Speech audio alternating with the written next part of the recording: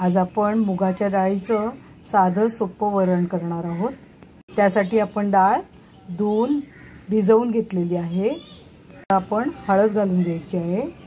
हिरव्या मिरच्या कापून घेतलेल्या आहेत। टोमॅटो कापून घातलेला आहे। मीठ घातलेलं आहे।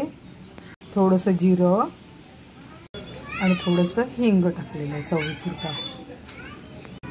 ह्याच्यात थोडं आपण पाणी ॲड करून घेऊयात।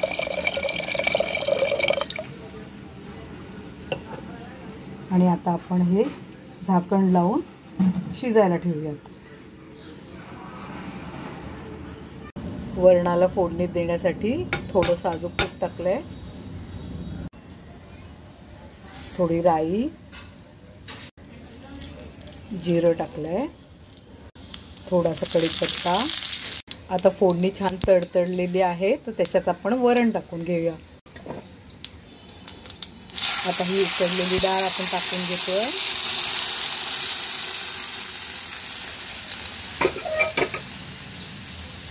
शिजवलेली डाळ टाकली फोडणीमध्ये आणि ती छान हलवून घेऊयात। आता आपण वरणामध्ये थोडासा गूळ टाकूयात। हा ऑप्शनल आहे पण गुळाने चव खूप छान येते। वरण होत आलं की कोथिंबीर टाकायची। थोडंसं ओलं खोबरं टाकते। तुम्हाला खोबरं जर आवडत नसेल तर ते ऑप्शनल आहे। सोपं आहे की नाही करायला?